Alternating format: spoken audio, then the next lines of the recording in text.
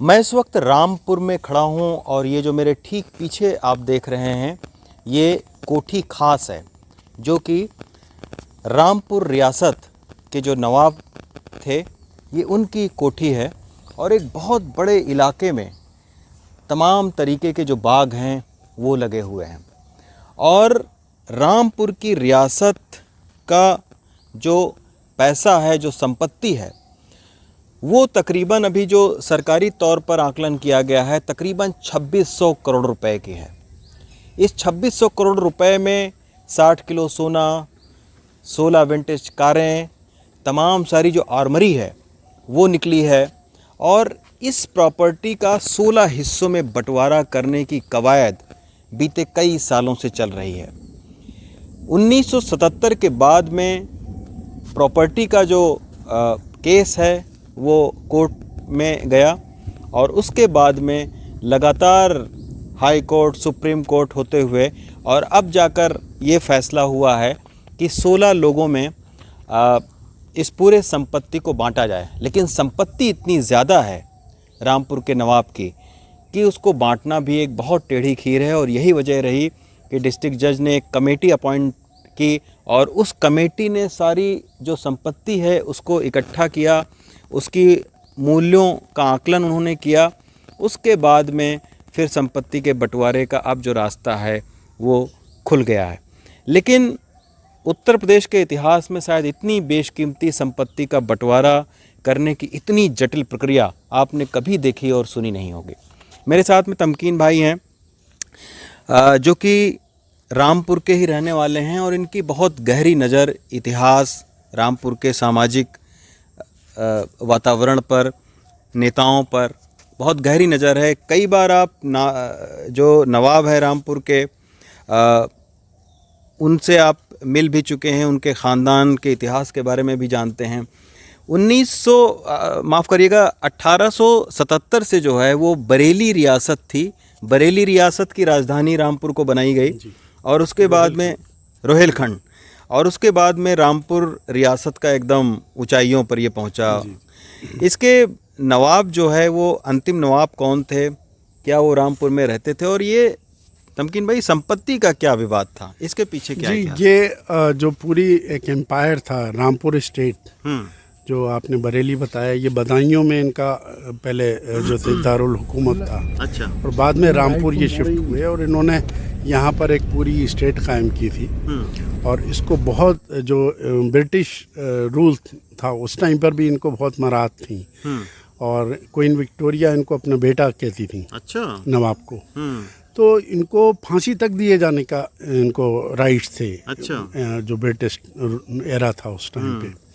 तो ये अपने आप में छोटी रियासत होने के बावजूद बहुत इनके मतलब अपने एक वैल्यूएबल थे।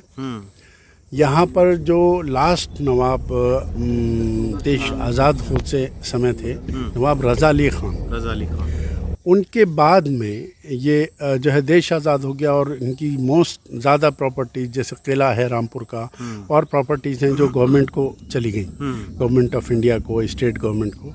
लेकिन 1049 एकड़ लैंड जिसमें 5 बड़ी बड़ी प्रॉपर्टीज़ हैं, ये कोठी खास बाग है, ये पैलेस था नवाब का, यहाँ महल था। अच्छा। ये कई 100 मतलब एकड़ में है ये। अच्छा। और इसके अंदर इंडोर स्विमिंग पूल है और पूरा दरबार हॉल है, बहुत अंदर सारी चीज़ें हैं। अच्छा। इसके अंदर जो बिल्कुल जो आज के टाइम की फैसिलिटीज़ हैं वो उस समय हुआ करती थी। अच्छा। एयर कंडीशनड और सारे इंडोर सारी वायरिंग।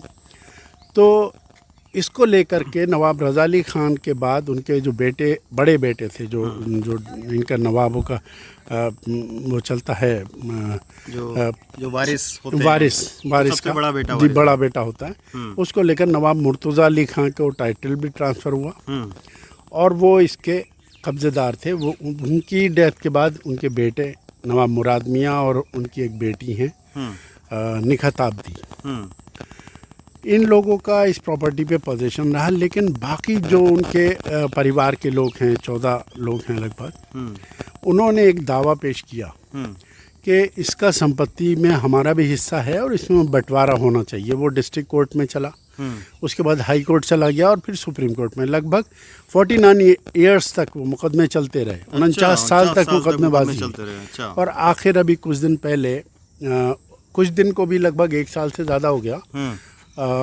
सुप्रीम कोर्ट ने इसको ये फैसला किया कि इसका बंटवारा मुस्लिम शरीयत के हिसाब से किया जाए, ना कि नवाबी रूल्स के हिसाब से। तो उसमें नवाब रज़ा अली ख़ान चूँकि आखिरी नवाब थे जो कि आज़ादी के समय पे, तो उनकी ये प्रॉपर्टी मानी गई और उनके सारे जो वारिसान थे उनमें 16 वारिसान में बांटा गया। तो ये टोटल प्रॉपर्टी का जो वैल्यूएशन है उसकी जिम्मेदारी दी गई डिस्ट्रिक्ट जज रामपुर को। तो 2250 करोड़ रुपए की ये वैल्यूएशन अभी हुई है जी। और इसमें उन्होंने हिस्से कर दिए अलग अलग। 5 बड़ी प्रॉपर्टीज़ हैं जिसमें एक ये कोठी खास बाग है, एक बेनज़ीर बाग है, एक लखी बाग है और एक नवाब का पर्सनल रेलवे स्टेशन हुआ करता था। उनके अपने रेल थी, अपनी कोचेस थी जो कहीं भी जाना होता था उन्हें, तो जो भी ट्रेन रामपुर से पास करती थी तो वो यहाँ होल्ड करती थी और उनका नवाब साहब का पूरा कोच उसमें ऐड होता था और वो कोच में बैठ के अपने जाते थे। तो वो एक उनका अपना पर्सनल रेलवे स्टेशन था। अच्छा जी। तो वो एक उनकी निजी प्रॉपर्टीज़ में है। एक कुंडा हुआ करता है, एक बहुत बड़ा पानी का पॉन्ड है जो एक पिकनिक स्पॉट है, वो है। तो ये 5 प्रॉपर्टीज़ में शेयर एक डिक्लेयर कर दिया उन्होंने कि इनका 8% है, इनका 7.9 है, इनका 3.4 है, ऐसे करके अलग अलग शेयर्स कर दिए हैं। लेकिन अभी सबको हर प्रॉपर्टी में हिस्सा दिया है। अच्छा। तो अभी डिफाइन नहीं है कि किसके हिस्से में क्या आएगा, लेकिन अभी लिटिगेशन चल रही है और अगर सब लोग इसमें समझौते से तैयार हो जाते तो ये आसान हो जाता, लेकिन आपस में ये लोग तैयार नहीं हैं। इसमें एक ए ब्लॉक है, वो देखिए पीछे नज़र आ रहा है। अच्छा। ये उनके पोजीशन में था जो नवाब साहब के बड़े बेटे के बेटे। अच्छा। वो क्लेम करते हैं कि इसकी जो पोजीशन हमें दिया जाए। अच्छा। लेकिन अभी वो चल रही है बात, वो फाइनल स्टेज पे नहीं है। यहाँ पर ये देखिए इस साइड में इमाम बाड़ा था। अच्छा, इमाम बाड़ा था। जी जी। यहाँ पर सोने के हीरे के अलम रखे होते थे। अच्छा। क्योंकि ये नवाब जो थे ये शिया कम्युनिटी को बिलोंग करते थे। तो वो उसमें चोरी हुई थी यहाँ पे आज से कोई 30-40 साल पहले। तो वो एशिया की सबसे बड़ी चोरी मानी गई थी। अच्छा। यहाँ पर सोने कि वो पूरी छत काट ली थी उन लोगों ने यहाँ पे से ऊपर और अंदर से आके सारा सामान ले गए। तो वो एक बड़ी चोरी थी। तो ये कुल मिला के 2250 करोड़ रुपए के बंटवारे का मामला। अच्छा, एक चीज़ और बताइए, एक सेफ भी मिली थी काफ़ी, मतलब कि कहते हैं कि 100 साल 200 साल पुरानी वो सेफ बनवाई गई थी, उसको काटा गया बहुत मेहनत से। वो सर क्या था? जी, वो एक लॉकर रूम था। अच्छा। सेफ जो है वो पूरा एक रूम के बराबर थी जिसमें स्टेट का ख़जाना रखा जाता होगा। उसकी जो कीज़ थी वो नहीं मिल रही थी। अच्छा। और उसको काटने के लिए यहाँ पर बहुत कोशिश की गई, यहाँ से दिल्ली से कहाँ से लोग बुलाए गए। वो इंग्लैंड की आईवी सेफ थी। अच्छा। और वहीं की कंपनी की थी और उन्होंने कहा ये मतलब उनका ये दावा था कि ये कोई और नहीं खोल सकता। फिर आखिर उसे काटा गया डिस्ट्रिक्ट जज के ऑर्डर्स पे कि इसको काट के देखें, इसके अंदर जो प्रॉपर्टी है उसका वैल्यूएशन करना है।